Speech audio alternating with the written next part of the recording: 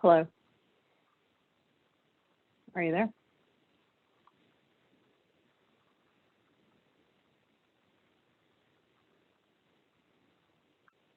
Talking, talking, talking.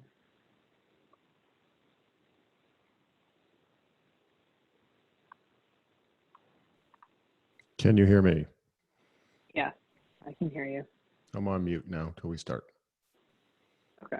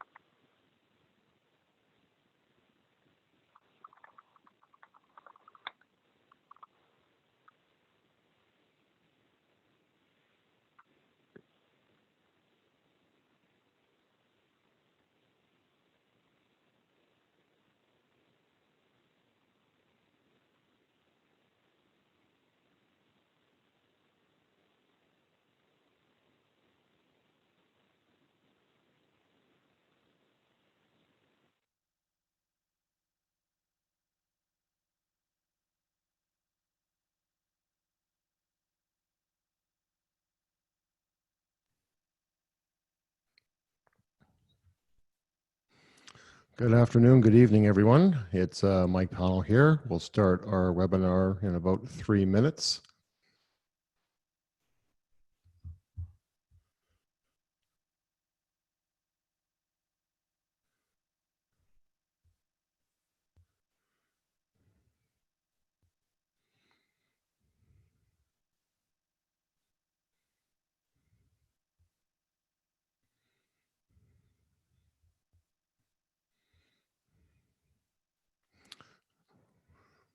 Are we able to see my screen? You should be seeing Selling Your Veterinary Practice.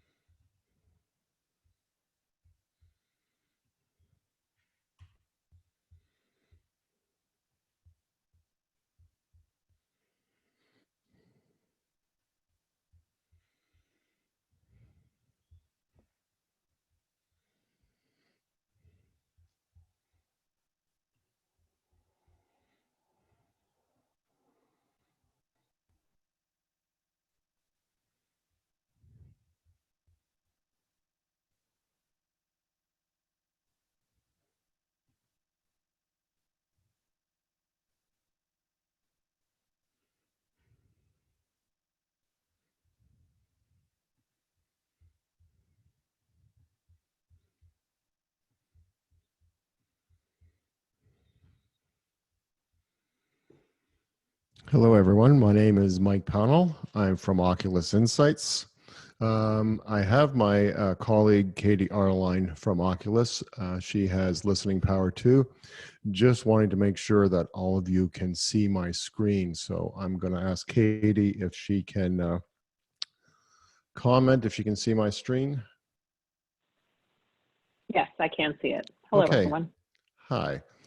So we have a real international audience. And so on your screen, you see an ability to chat. And what we would love if maybe you can just write down there what city, what country you're from. Just we're really impressed by the interest in this webinar. And what I'm going to do too, I am recording it and we will have this ability on demand. I would all ask you if you have any questions along the ways, please type them in to the chat box, and I will be checking in every once in a while to see if there are if anybody has any questions. So let's start. So my name is Mike Pownell from Oculus Insights. Today is going to be an interesting day. We started this presentation, developing this presentation that I'm a veterinary. I own my own practice as well as working with Oculus Insights. And when we travel around the world, when we do our educational programs, we meet vets at different conferences, whether you're in Europe, America, Canada, wherever, everybody starts talking about people buying practices. And it seems to be this frenzy that people are trying to sell their practices, buy the practices. They're wondering if they should sell now. The prices look so amazing. They're worried about missing out. And we thought we'd have a discussion today to sort of explain what really is going on and, should you sell, what if not? So there's a few things we're going to start talking about today. I'm going to do a little bit of introduction of Oculus. We're going to talk a little bit about how practices are valued. I mean, we could spend hours on that, but I'm just going to give you a high level discussion on that and highlight the key points. We're going to talk about the private equity business model. So there's a lot of these corporate groups going on buying these practices, and what really is going on there is what they say, exactly what they think it is. We're going to do an analysis of selling versus keeping.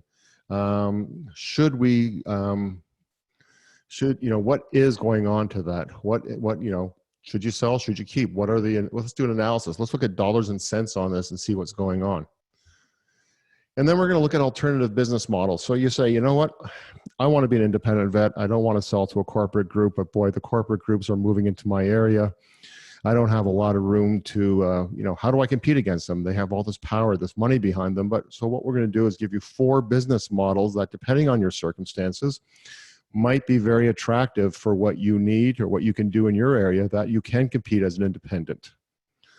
All right, so let's talk a little bit about Oculus Insights. So Oculus Insights started about 4 years ago, and it really came as a background of we were doing business education. We would do an annual summit, a 3-day in-depth business summit in the States. My partner, Bob Magnus, started that. And then he met Dr. Joop Lomans, who is a veterinarian from the Netherlands. And he decided to bring that program over to the Netherlands in 2010. We had our first summit in Amsterdam. I joined the group in 2016 after finishing my MBA. I was a veterinarian, and I realized I needed to make some smarter decisions. I'm not getting any younger, and the decisions I make take a lot longer to dig out of if they're not good decisions. So I did an MBA. And so I joined Oculus. So the 3 of us started, and we did a lot of our business education. We had a veterinary business school. And a lot of our clients said, I love the education. This is great stuff. You're really helping my practice, but I still don't have time, or I don't have the skill set to do it. So we started really getting into veterinary business management, and that's primarily what we do now in Canada, the Netherlands, and in the United States, is that we manage several practices in varying levels, from complete management to helping them with special projects or to help them with specific challenges they have. We still do business education. We are going to have our summits in America in September and in the Netherlands towards the end of October. We also introduced business coaching for veterinarians. We find this is one of the things that has really helped our veterinarians and practice managers quite a bit. is, getting some good coaching, just like we have coaches for sports who help us get the best out of what we have. We find the same for veterinarians. And we also do special projects. Katie, who's on the line with me, runs our human resources programs, and we have a really compelling wide range of human resource programs that we can offer people. And we do a lot of thought leadership. We do blogging, podcasts, videos, this online education. So we do a lot. And we're all through these three areas that you see. So let's talk about valuation factors. So somebody's coming in and thinking about buying your practice, or you're looking at selling your practice. And the first question is, what's it worth? How do people determine what your practice is worth? So really it comes down to multiples of EBITDA. And EBITDA sounds, a bit daunting if you're not an accountant. And basically what it is, it's your earnings. Before you pay interest, before you pay taxes, before you depreciate any of the property you have, equipment, what have you. From people that are buying a practice, this really gives a good indication of what your cash flow is, how much cash is coming in. And the premise of anybody buying a business, whether it's a veterinary practice to, buying a large company to buying a corner store, people are buying the future cash flow. And that's what they're looking at. And they're looking at, how risky will this future cash flow be? Will I have a good chance of receiving this cash flow? Typically what we're seeing in the veterinary profession, and it skews a little bit depending on what country it is, but realistic valuations are 3 to 6 times the EBITDA. And in my next slide, I'll give you an example of what EBITDA is. 3 to 6 times is what people have been doing. Now with private equity coming in, some of these numbers have been inflated. They may be double. But historically, up until this new frenzy of private equity, this is basically what that rate has been. Some a little bit higher, some a bit lower. And as I'll explain in another slide, why they have a certain multiple over another, why they pick a 3 over a 6, is really comes down to the risk involved in investing in a business. The higher the risk, the lower the multiple.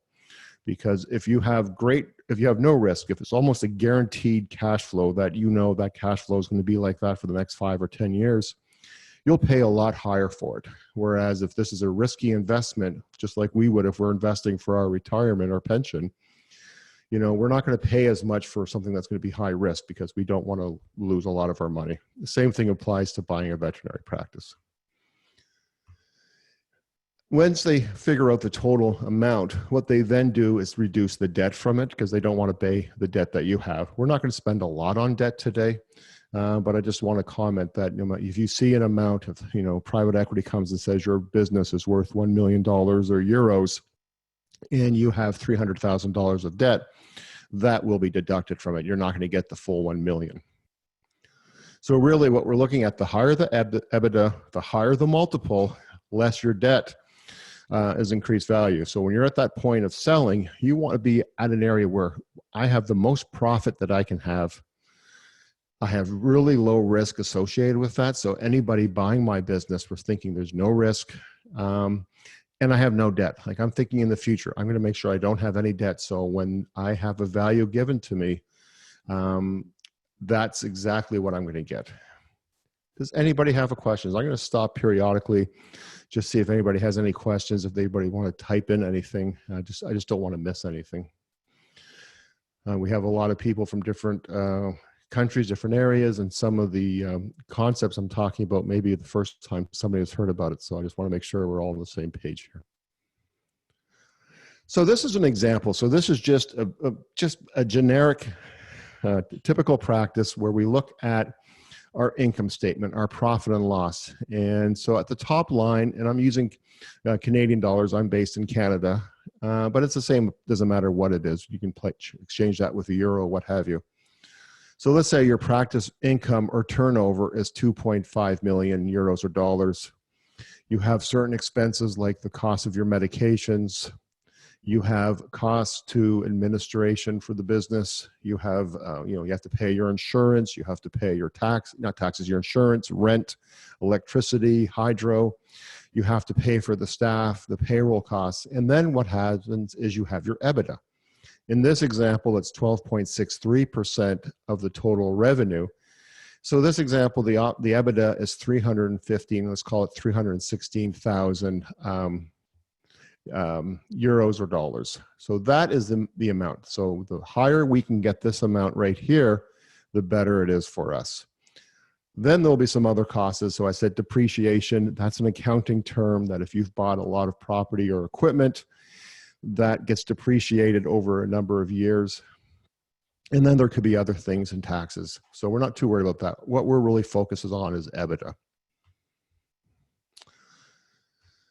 So let's say in this example, the EBITDA was 316,000 and our multiple was 6. There's very low risk to this business. The value of this business would be almost 9 million or euro. The final option comes to 1.7 million. And so this is, again, really understanding this is helpful. And I would say if anybody has approached your business and says to you, well, hey, we can figure out your EBITDA, this is a great time for you to get a second opinion, because this really can determine the value of your practice. And if somebody who's buying it is giving you the EBITDA, you can be sure the amount that they're calculating for your EBITDA is probably lower than it should be. So there's a couple of ways we can increase EBITDA. And these will be subjects of future webinars that we're going to do. We're going to do these webinars once a month. It'll be the last Wednesday of every month at this time period. And so some of the other things we're going to look at is, how do you increase your revenue? So if you can do more profit or increase your turnover rather, or your revenue with the same amount of fixed costs, if you can do as much more revenue with the same amount of veterinarians, the same amount of staff, the same amount of equipment, you're going to make more money. It's very logical that way. You can lower expenses. You can make sure that your inventory is, not excessive, that you're billing for everything that you dispense or sell to clients, that you're not having medication that expires. You make sure that you have good human resource programs so you're not losing staff. When you lose staff, it's very expensive to replace them. So the more stable your staff can be, the better. The other thing to think about too is the dirty secret of veterinary medicine is that we all have clients that would want to pay for a service with cash. And they'll say, doctor, can I do this? Will you give me a discount if I pay cash? And, that's less and less an issue, but it's still out there. And when somebody's going to do a valuation on your business, they're never going to incorporate the cash. So for example, if somebody is paying, let's say $100 a bill in cash, well, that's $100 that's not on your EBITDA line. And if they're going to be doing a multiple of 6, that really is worth 600. So if you start thinking, if your business is doing $20,000, $30,000 a year in cash business, that actually comes down to closer to $150,000 to almost $200,000 in lost value for your practice. So when you're getting ready to sell, you want to minimize the amount of cash payments there. And we have to be very clear about our owner's expenses. Again, some people will use a business and, hey, we're going to do some gardening at my home, or I'm going to have maybe my wife or husband or children on the payroll so we can get some more income. Those are all things that somebody who's evaluating your practice will really want to understand that. And usually of the owner's expenses, we can figure that out easily. So again, I'm just going to stop a second before I move along to see if there's any questions on this.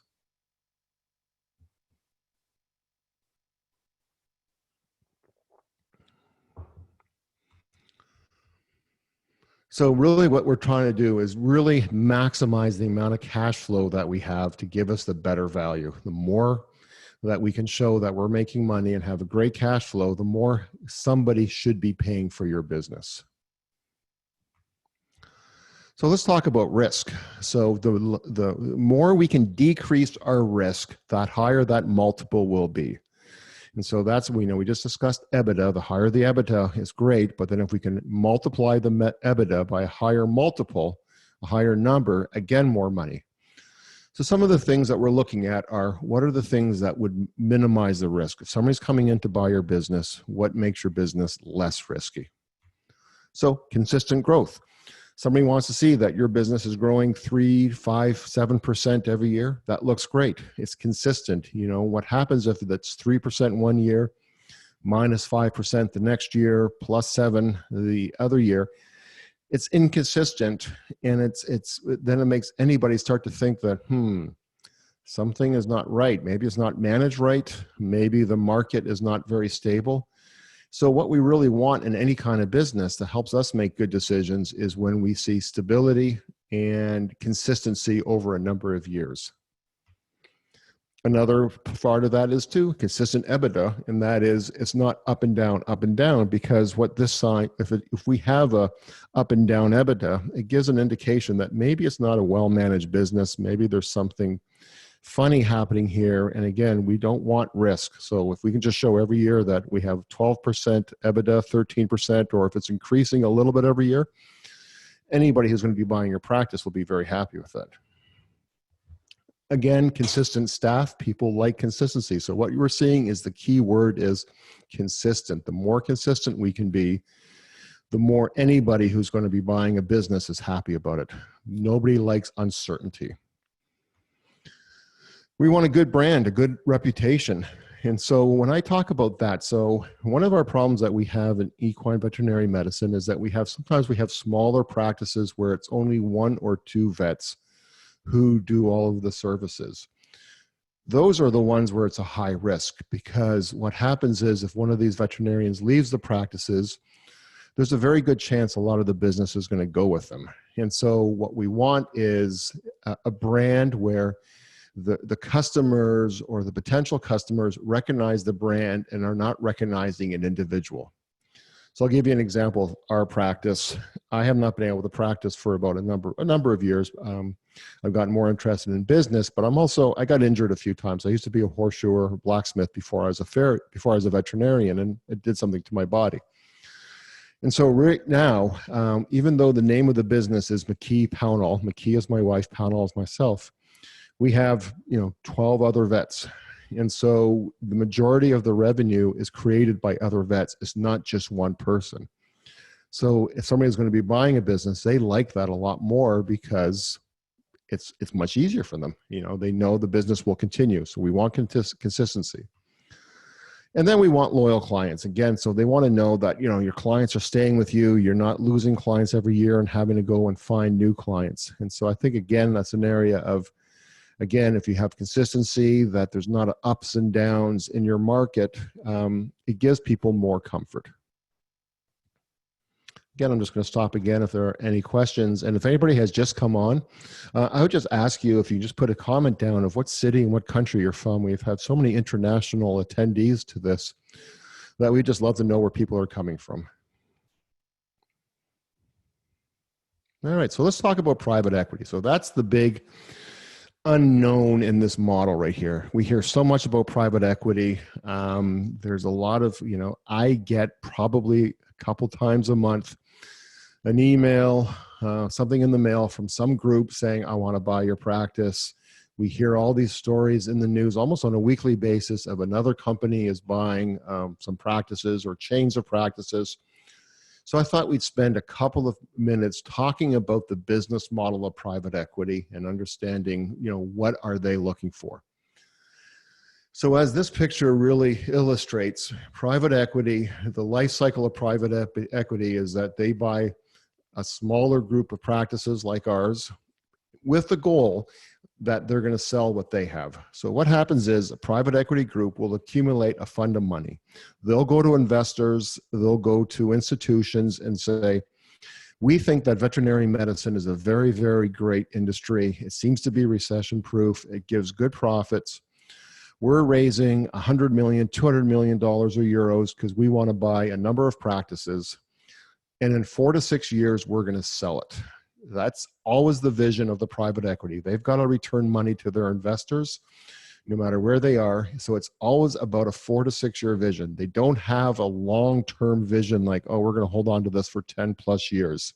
Some of the private companies like Mars will do that. We'll talk about that later. But most of these groups here they have the timeline of 4 to 6 years. And what they want to do is they need to grow revenue, because what they want to show to the next buyers is, look how much revenue you're going to buy. And the bigger the pile of revenue is, the more they can sell. So it really comes down to, we'll talk about it in a little bit, the goals of a veterinarian and the goals of the private equity are not necessarily the same. Our business is to take care of animals. Of course, we want to be profitable. But the business of private equity is to make money, which means they're buying low to sell high.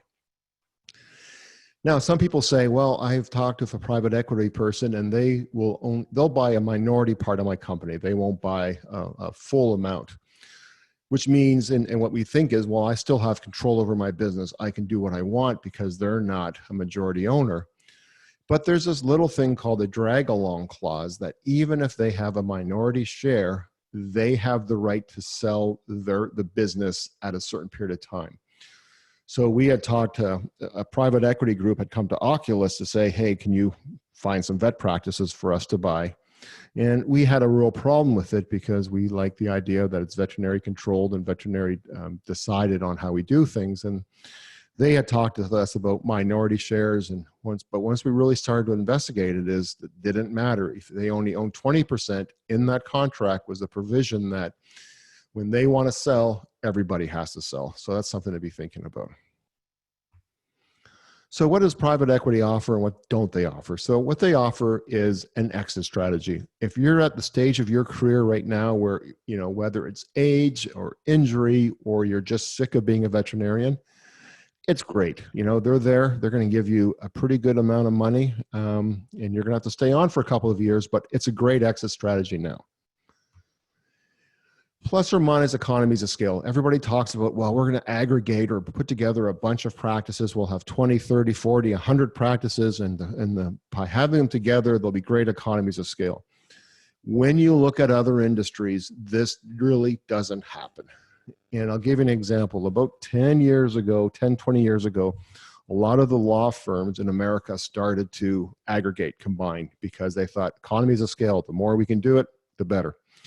What they did find out later is that there actually wasn't a real economies of scale. And in fact, it costs more to manage it because the bigger the business, the more support you have, the more administrative support you have. And so really the illusion of economies of scale didn't really work out, and they still don't. You look at a lot of other industries, this economies of scale it's not the best thing. You can get some good back office support, some of the administrative stuff, some of the things that you don't necessarily like to have to do, like, sending out invoices or statements, collecting money, doing purchasing, what have you, negotiating contracts. Yeah, private equity can do that for you. What they don't typically offer is direct management. They're not really going to be involved in managing a business on a personal level. That takes effort, that takes work, that's less profit for them. And what so they're not so inclined for that. And you're not necessarily going to get that personal approach because unfortunately, when you're one of 100 or one of 20 even, there's less time for you. And so you basically have to fit into their model to make their business work. So here's basically the timeline. They'll sit there and go, okay, we got 4 to 6 years. We have this $200 million or euros. We're going to buy a bunch of practices. So for the first, let's say 4 years, we're going to go out and we're going to buy practices. And we're just trying to make this size as big as possible. And I'll explain why they want so much. But if they're going to pay between, 3 to 6, 5 to 10 EBITDA, they're going to get aggressive because they know, down the road that they're going to be able to sell it for much higher. And then they get that middle stage, the cost saving stage, because again, they want a higher EBITDA too. So then they're going to start looking at, well, how can we save costs? Are there things that we can do? So one of the things, and I hear a lot of stories and I don't, is people say, well, hey, the first year of this private equity, they bought my practice. It was amazing. They took great care of me. But then by year 2, it becomes, well, you can't buy paper clips or you need to get approval to buy extra paper because they need to cost save because when they do sell in 4 to 6 years, they want to get 10 to 15 times multiple. So they want the EBITDA to be great. So really what their business model is to buy, individual practices at a low price, try to get some cost savings out of it. And then when it's all together, they can sell it for a really big price. And as I said, they're in the business of making money and it works really, really well for them. But the question is it what's best for the veterinary profession or a particular individual veterinary practice? So when they acquire, what they typically say is, we're going to buy your practice. Let's say we're going to give you, like our example, 1.9 million. They're not going to give it all to you at the same time. They're typically going to give you about 3/4 of it up front. And then they're going to say, after the 3 years, we want you to stay on. We want continuity. We want the clients to stay on with you. This is their way of reducing their risk. If we can reach some performance targets, you'll get the rest of your money. Now, the problem with this is, and I've heard this several times, is when you give up control of your business, you give up control of what can happen. And all of a sudden, it's much harder to hit these performance targets. And so I've heard a few people say, it was great. I got the 75% up front. I don't think I'm going to get those performance targets because now they're managing it and things aren't going like it used to. And the performance targets probably aren't going to happen. So something to be aware of. And this is interesting. When they start this fund, when they start buying these practices, they usually have a really good idea of who is going to buy them down the road. They know that if I acquire, if I can get $200 million of revenue of practice, there's another company that's going to buy me too. And they'll pay a lot of money. So again, in the world of business, when you're talking all this kind of money, nobody wants risk. They want certainty. And so nothing that we are going to be able to do as old owners or minority shareholders is going to change that, because again, they're in the business of making money. So that's something that we always have to think about, is their job is to sell it at a higher value. Their whole business is based on that. Just like you as a vet, if the word came out that you had mistakes all the time doing surgeries, you're not going to have people coming to you for spays or castrations or neuters or what have you. And just like with private equity, if the reputation in the community is that this private equity is not delivering the returns it promised their investors, nobody's going to invest in them again in the future, and they're not going to have a good business. So I think really being clear of what their goals are and what our goals are is critical. Then we get to the nurture stage, which is that transition from the sellers, really looking at cost savings. And I would say the management at that time is superficial. They're just trying to maybe put out some fires, trying to make maybe the branding consistent. It's not in depth to any practice. I was talking to a good friend of mine who sold his practice several years ago to a private equity group. And when I talked to them, I said, what are your big challenges? Why are you selling? And they had three. Number one was, we want to know that we have money for our retirement. Good.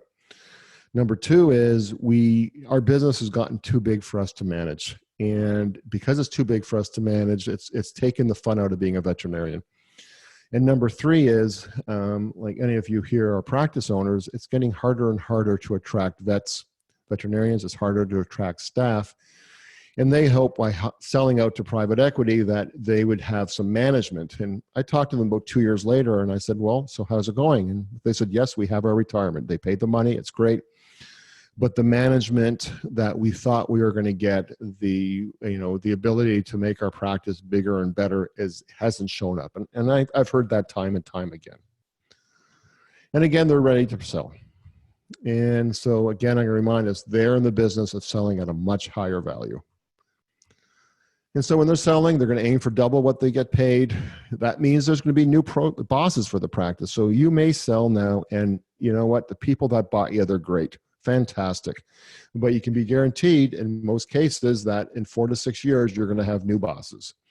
Again, the difference then, we got to be clear, is that companies like Mars that are private are in for the long haul. They're there for many, many, many years. But private equity is there to turn over. And I know there's one company, and I think, I don't want to name names, but in the last 3 years, they've been sold 3 times, just to different people. So it's can get a bit chaotic when you don't know who your boss is going to be every year. And then the question I always ask is, because it's very much like the bigger fish swallowing the smaller fish, what happens when there are no buyers? Because everything they do is guaranteed that they're going to sell it at a higher level. And I don't know if that's sustainable. because at some point there won't be buyers. We may get into a recession or depression again, or the economic circumstances change. You know, it's been easy for private equity to work and operate right now because money is so cheap. They can borrow money at such a cheap rate, it makes it easy. But if that starts to change, I think the market will really, really change.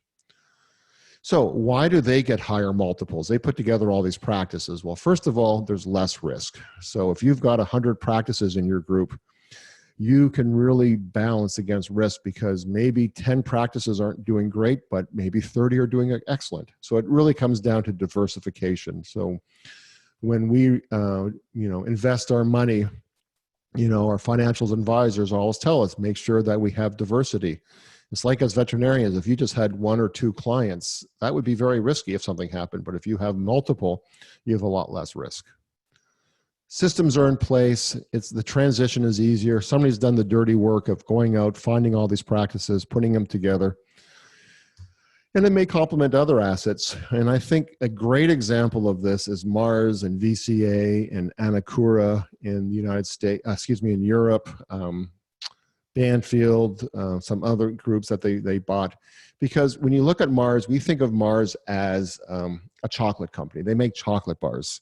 But in reality, greater than 50% of Mars's revenue is in pet healthcare and nutrition.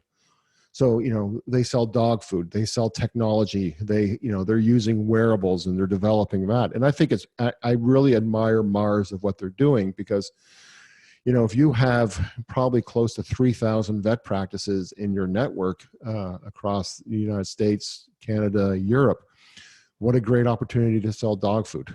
Mars is basically, I read an interview with the president of Mars, and Mars is in the business of buying agricultural products and transitioning them into a finished product. That's what a chocolate bar is. They buy chocolate, and they turn that into, an M&Ms or a Mars bar.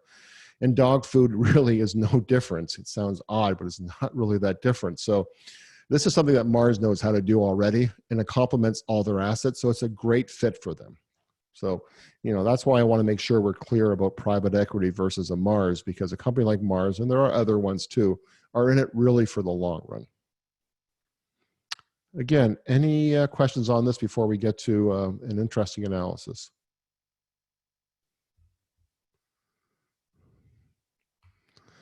So I want to look at, when we look at why would we sell versus, and then we're going to do an analysis of keeping it over 10 years. So what are some of the reasons why you would sell? So partner disruption, I know of a good friend of mine. He was in a practice. There was 3 partners.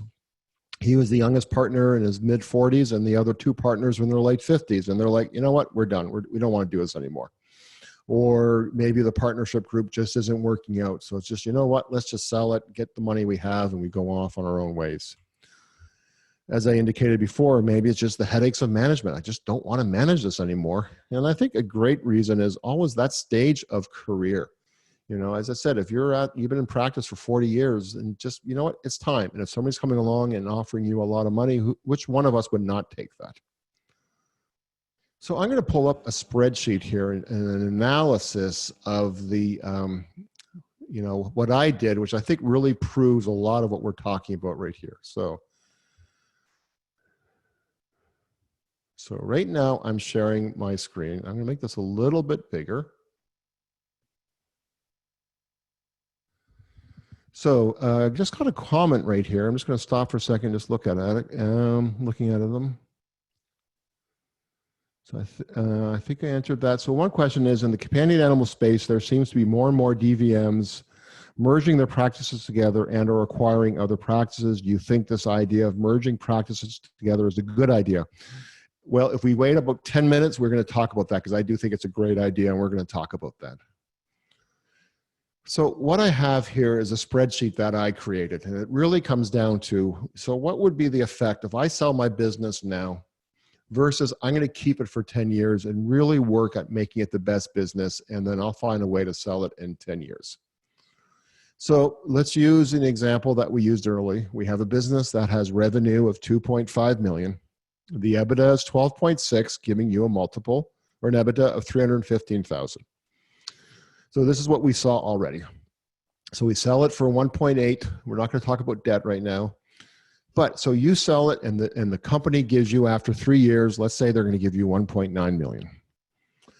All right, you're done working in 3 years. So financial advisors will say, all right, what kind of investment return are you going to get on money? So if you got that 1.9 million and you invested it with a financial advisor. Well, the stock market in America over, since the Great Depression, on average will give a 7% return. But we're seeing our economy lately is a little bit more stagnant in the last 10 years, and it's hard to see those kind of returns.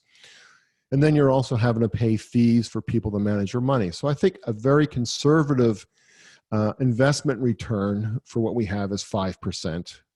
And, then you got to say, well, I've got this money. I've got to live on this now. So I got to withdraw money from my investment. So again, financial advisors recommend between 3 to 5%, depends on the lifestyle that you want to have. So for this argument, let's talk about it. Then I want to analyze it versus I'm going to keep this business for 10 years and I'm going to really, really, really work at managing this business well. And so I'm going to be conservative. I'm going to say we're going to have 3% growth rate, which I think is very conservative. That's, inflation is about 1.5%, 2%. If you put your prices up every year, 2 to 3%, you're going to just do this just by opening your doors. But so I'm trying to be very liberal or exaggerated with the sell and be very conservative with the keep, So, and then you're going to sell it in 10 years at 6. We're going to say at 6. As an owner, you're going to have a pay increase every year. So maybe let's do 2%. It could be 1%, but I think 2% is reasonable. And then finally, you have EBITDA. So that's the profit your company has. And then you can look at it and go, okay, I'm going to invest 25% of that back in the business, or I can change it and go 50%. We can change that around. But let's just say for this discussion, you got a good business, let's say you're making that 315. I can take 75% of that home as what I get as an owner of a business. Any questions on this right now? Just before I get going, I just want to make sure I'm not getting too far ahead of myself. All right, so what I want to show you then is what happens then if I sell. So here's a spreadsheet. I sell it at 1.9. And I'm going to say I'm getting a salary of $100,000 a year, 100,000 euros a year for the first 3 years. And then you see in year 4, oops, I got to now start drawing money from my investment. And so this starts to be coming down, this investment. So what happens is over this 10 years, we're looking at this over a 10-year period. Over 10 years, you're going to get an investment return because your business, the investment of 1.9 million is going up 5% a year. And so at the end of the 10 years, you're going to have about $2.9 million in investment. That's great. I mean, you've gained over $1 million, but you've had to take out about 312,000 in terms of my living expenses. And so what it does give you is a total return of about 2.6 million, which is, hey, not bad at all. If you're in your late 60s, early 70s, you can have a good retirement on that money. Any questions on this before I go any further? Just want to make sure nobody else has any questions. All right. So what happens if we keep it? So we start off and our sales are 2.5 million. They go up 3% a year. So all of a sudden in 10 years, you're at 3.3 million, let's say. Your EBITDA starts at 12.6, and your goal over the next 10 years is I'm going to make my business as profitable as possible. I'm going to really make sure I take care of my inventory, I reduce staff turnover, really try to do more revenue with what I have. And so at the end of 10 years, I'm going to have an EBITDA of 15%. If I'm a companion animal practice, that's low. If I'm an equine practice or a mixed animal practice, that's something to aspire to. But I guarantee you, any business here who's on this phone, if over the next 10 years I guarantee you can build your business up to 15% EBITDA. So then you have the EBITDA, and after 10 years, and this is where it gets pretty special. As the business owner, the pool, what you can take home, the 75% of that EBITDA is 3.1 million. And then you're getting a salary as being a veterinarian or a manager, and you've accumulated that over 10 years. So basically, over 10 years, what you're getting on EBITDA, what you're getting as salary ends up being close to 4 million. So what does that look like?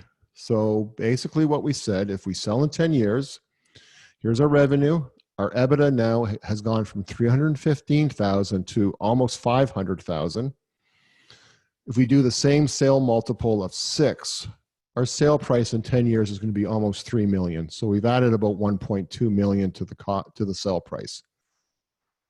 But if you add up the EBITDA that you've been able to take out of the business, the salary you've taken out of the business, and the sale price, at the end of 10 years, you're looking at about $7 million or euros. As opposed to, if you sell now or sell in 10 years at 2 million, over 10 years, you're going to make about $4.5 million more. I remember presenting this a couple of times in live groups, and there was one gentleman in particular, he had been part of a group and he had sold his practice, and he was getting mad. I actually thought this guy was going to start getting physical with me, because when I looked at it, and I kept on saying to him, math doesn't lie. So he said, all right, let's just change around with these numbers. Let's say I sell it at 10 times multiple now.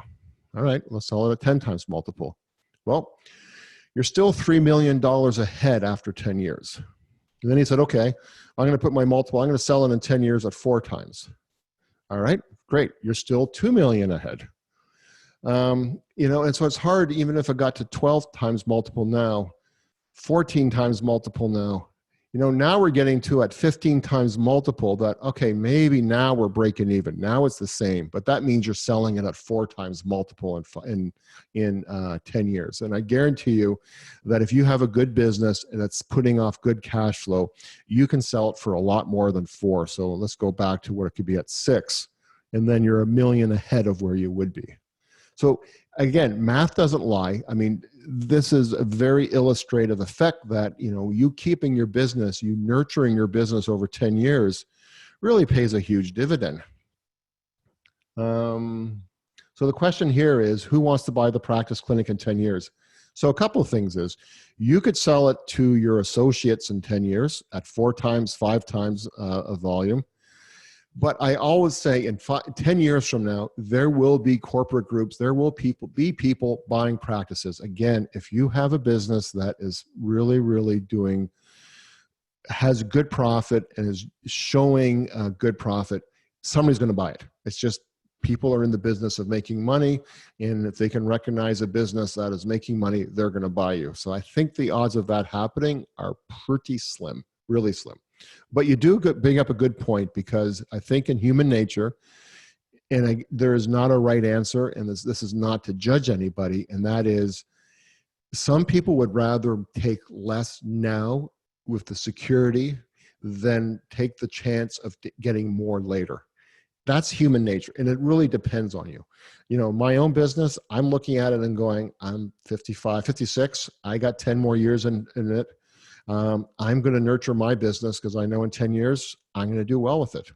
So this is why I say, even if you were able to sell it at 4 times multiple down the way, and if you did 15 times multiple now, that's pretty special. But let's say even if you got it at 10 times multiple, you still have done better down the road than you would have now. So I'm just going to move back to the presentation.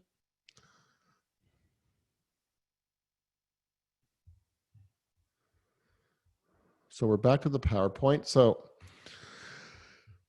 any questions on that? So I guess the question I really want to ask us then, and this is really it's a pretty strong question, is why are we giving away the value of our practices? And so it comes down to that private equity is, they're good business people. They're buying low and they're selling high. And we're not the ones who are able to take the value out of the businesses. So they're creating value on our practices. So the last 10 minutes of this presentation is, what are some of the new business models that we can use, that we can keep in the business, that we can increase what we want to get in 10 years or 5 years or whatever, and yet be competitive and even be more competitive than the private equity groups. So when we look at new business models, we got to think about what are our goals other than competing. So what are some of the goals? So some of it is economies of scale. Now, we talked about, that doesn't always show up as well as everybody thinks it is, but it is a goal. You can purchase a little cheaper. So, get a bunch of people together. You can maybe save 1 or 2% on how much you're buying, which is significant, but it's not like you're going to see that every single year, that kind of increase. You could have some shared administration support, shared management support that can help guide your business. And I think that is valuable. We want increased EBITDA because down the road, when we do want to sell our practice, we want to be able to maximize what we can get for it. We want to decrease risk so we can get a higher multiple. Ultimately, we all want an exit strategy. No matter what your age, if you're 40 now, at some point, you're going to want to retire for whatever reason. And so you want to position yourself to that question I had earlier is when you want to sell in 10, 15 years, there are people that are giving you offers for your place. It's like selling real estate in a great market. I'm in just outside of Toronto, Canada. It's one of the hottest real estate markets in the world right now. When people are selling a house in Toronto, they're getting 4-6 times, they're getting offers higher than what they wanted to. It's a bidding war. So that's ultimately what we want. I mean, that's almost a fantasy, but we could still sell it at a reasonable price. So we're going to talk about 4 alternative business models to what we see, or as this one person said earlier, this is, we're seeing some of these already, but let's just talk about it a bit more. So number 1 is having a management company. I'll explain all this. Another 2 is shared ownership. The third model is a franchise, and there is somebody in the southern states that is doing that, but I think this is an area where there's huge possibilities for us. And then finally, to address what somebody had asked before, is mergers. So let's go through each of these, and I'm keeping my eye on the Q&As as we're going along if anybody has any questions on this here. So basically what a management company does is that multiple locations or multiple practices will say, you know what, we need to get a shared resource that will help us save money, be better, have professional management for us. So we're working with a company right now in the Northeast United States. There's 3 practices. They put together a management company, and Oculus is the management team for them. And what we're able to do then is to help them get better healthcare plans, which is a factor for America, not for Canada or Europe. Reduce payroll costs. They're able to combine numbers to get better retirement plans, 401k plans. But what they're also doing is getting better management to help them with marketing, to help them develop the strategy, to help them actually grow so their practices grow at a faster rate than they would on their own. So for example, we have just hired a full-time marketing person. Not one of these practices could have hired them on their own, but 3 practices together can definitely afford to buy that. So basically what happens a lot in these management companies, this is the model where a VCA or a corporate group is able to buy a veterinary practice in a region where only veterinarians can only own a veterinary practice. What happens is that they create this management company, and all of the purchases, all of the revenue, everything, not the revenue, but the purchases, everything goes through this management company, and then the veterinary practice has a long-term contract with the management company to say, basically whatever profit they have goes to the management company. So over time, this management company actually becomes what's valuable because the veterinary practices, everything goes through the management company. They're not worth a lot. So what happens then, if you're one of, let's say, 10 partners with this management company, this thing is worth a lot then, and probably worth more than the veterinary practices alone combined would be. And it's much easier as one person or 2 people in 10 years to walk out and say, you know what, I want to sell my shares, because it's much easier for all the other people to then buy your shares. And so this could be a really good solution for people that say, you know what, I can't find associates that want to buy into my practice. So we just use other veterinarians. And so what you do is you get this professional management support, you get an advisory board. It really professionalizes your business, and it really makes it instead of, flying by the seat of our pants kind of business, to this is a real business that has a 3-year plan. It's got, systems in place. But it allows you to still be independently owned. It still allows you to practice medicine the way you want to practice. It allows you to buy the vaccines that you want to buy, not because a corporation tells you that, we're going to use this one vaccine this year. And, there's, it's a good way. It's an easier way for associates to buy in. You can do profit distribution, it just becomes a really interesting way for many practices to share a common resource. So what you're going to see in, these 4 business models is a certain level of collaboration that we haven't seen in the profession before. So again, as I said, VCA is the most common example of this. So another one is shared ownership in multiple locations. And so we have multiple owners. They have a management company, and they each own shares of each other, like tiny, like 10% maybe. So there's a pool of, let's say, practice A, B and C own 20% of A owns 20% of B and C. And so they kind of work together. It's a shared ownership over multiple locations. It's kind of similar to the management company, except everybody's got more skin in the game. The challenge with this then is that because we own a little bit of each other's practices, then we sort of have this sense of ownership. And, you're saying, well, I don't like how business C is running their business, and I own a little bit, but, you can see there's going to be a clash of egos when it comes to culture for the practice, or maybe personal agendas. This could add some extra costs because of all this shared ownership. It may limit what you can do with practices from another region, for example. And so, but it's definitely an option. And I know there's some groups in the States that do this, and it seems to work quite well. And a great example of this is like a hub and spoke model, where you can have a central hospital, and they may own shares in a lot of the divisions, and each of the divisions owns shares in the big hospital too. So, the hospital likes it because they're going to get all the referrals from all of the satellite clinics. And the satellite clinics like each other because they are sending in cases to the main hospital, and then they're getting their profits from it as well too. So this can really work particularly in this model, because the hospital has a different business model or different orientation for services than the satellites would. So let's talk about the franchise model. And this is one business model I'm very interested in, because I think if you've got a good business with a great reputation, and you've got great setups, great systems, you've got ability to train and mentor young vets, this makes perfect sense. Just like, a Subway will franchise it, and what ends up doing is that you're selling that brand, that reputation, but you have the systems that you can train a new vet or create a program to train new vets or staff. You have the ability to buy great equipment at a good price. And so what basically you're doing is, the franchisee could be a new vet out, it could be a couple of new vets out of school, or maybe they've been associates for a couple of years and they want to get on their own and do practice their own way. And so what they will do is buy the initial purchase, whatever the amount is. Hey, for us to buy the name of ABC Vet Practices, we're going to give you $200,000.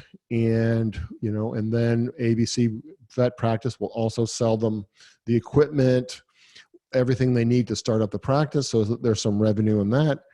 And then the franchise every year sends royalties back to the parent company, because the parent company is taking care of marketing, it's taking care of systems, it's taking care of purchases. So there's real advantages for this franchise to be part of this reputation. So, if you're in a big metropolitan city or an area, and the practice has a fantastic reputation, well, then it's much easier to say, well, maybe we'll open up some smaller divisions on the other side of the city, or well, maybe we'll go to the next city, the bigger city in the other part of the area.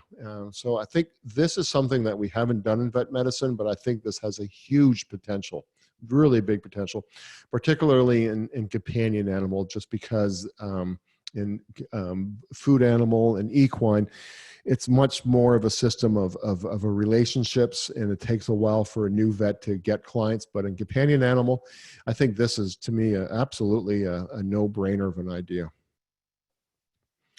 And then finally, it's the merger, and that's what somebody asked about, is all these practices work together, they merge, usually they merge on what their values are. So there's two ways of doing it. So you have, let's say you have the three practices, one's worth 1 million, number two is worth 1 million, and number three is worth 2 million. So maybe practice number three owns 50% of it, and practices 1 and 2 own 25% each.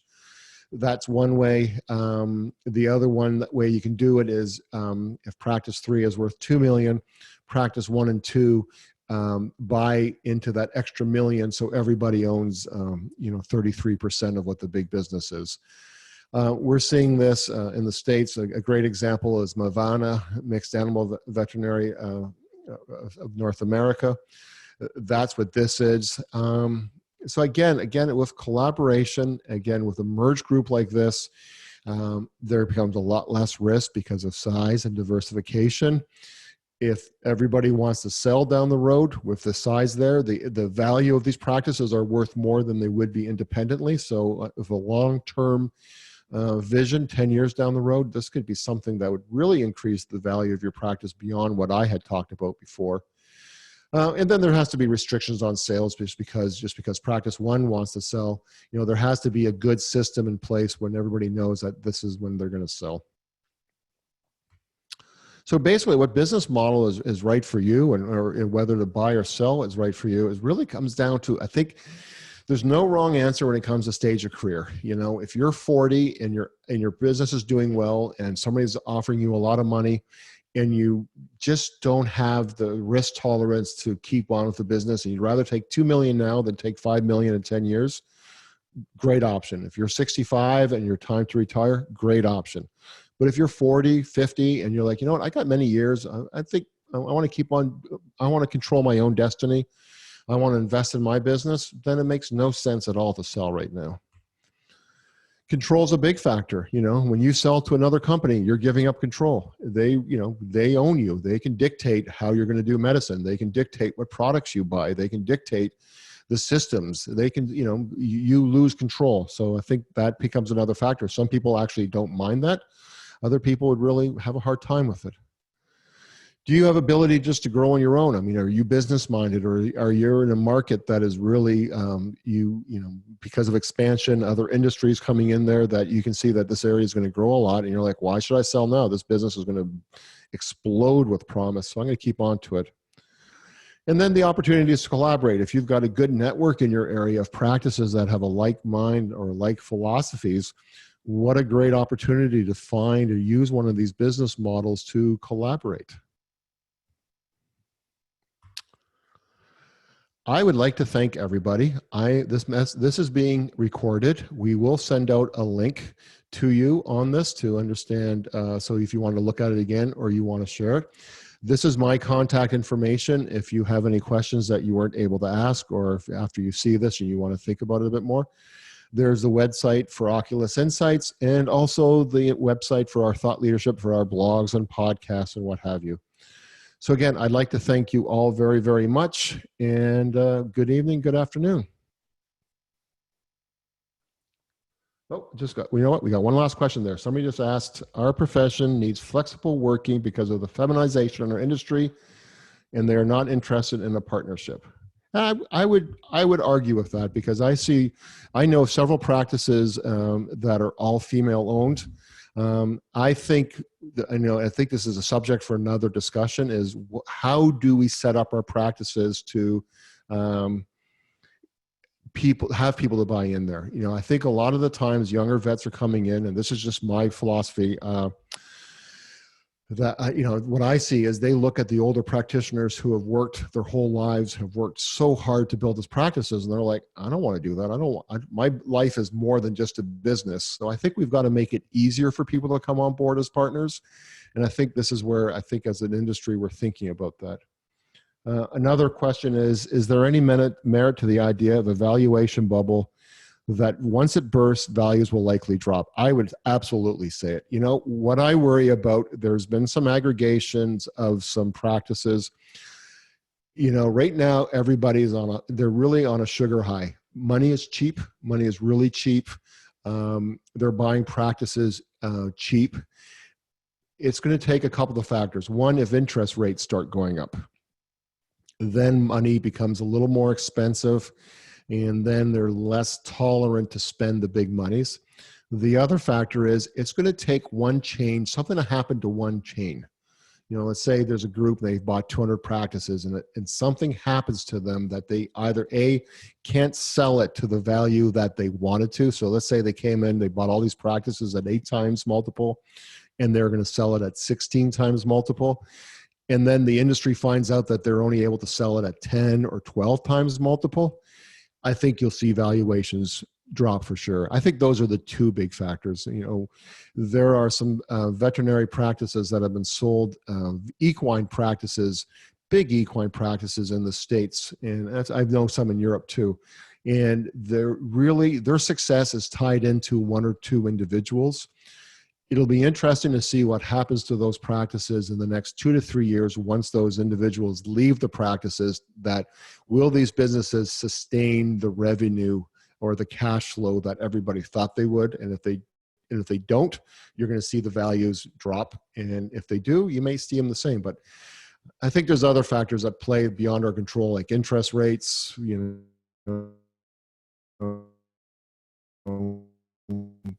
what's going on around other influences. But the two big areas would be high interest rates and the failure of one or two of these groups. I think that would send a message to the market.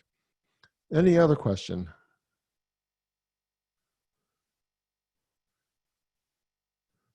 And so somebody said a digital organization could take off administration, management, and marketing for small practices.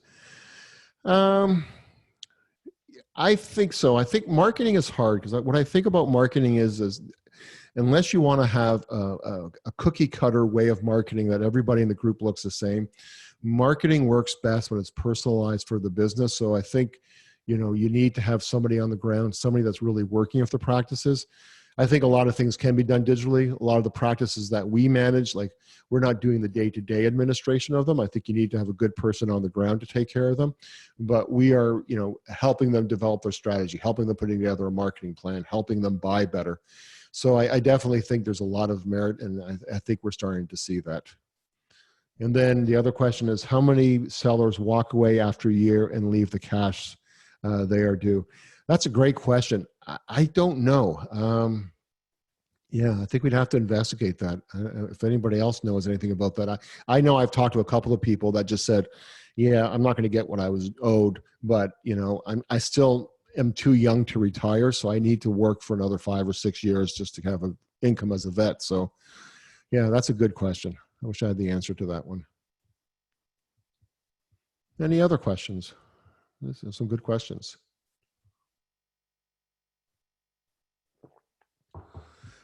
Somebody else had made a comment, and I don't know what it means. 401k.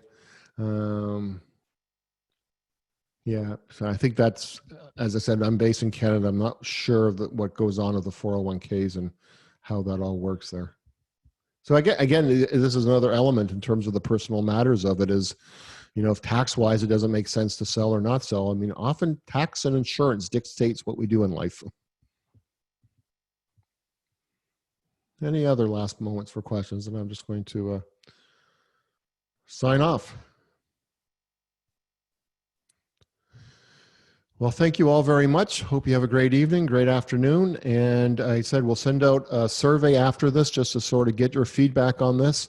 And then we will have our next webinar. And if you, in the survey, if you have any suggestions for future webinars, we'd really, really like that.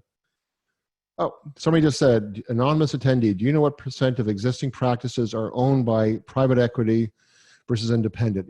I think in parts of Europe right now, it's getting upwards to 50% of practices are owned by private equity or corporations.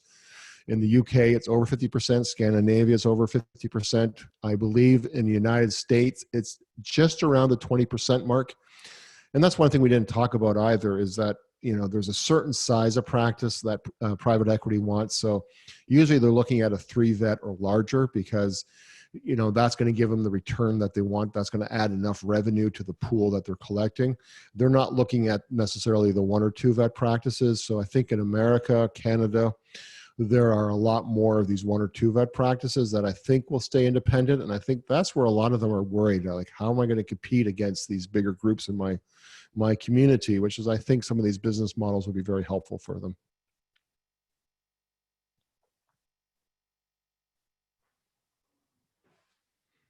All right. Thank you all very much.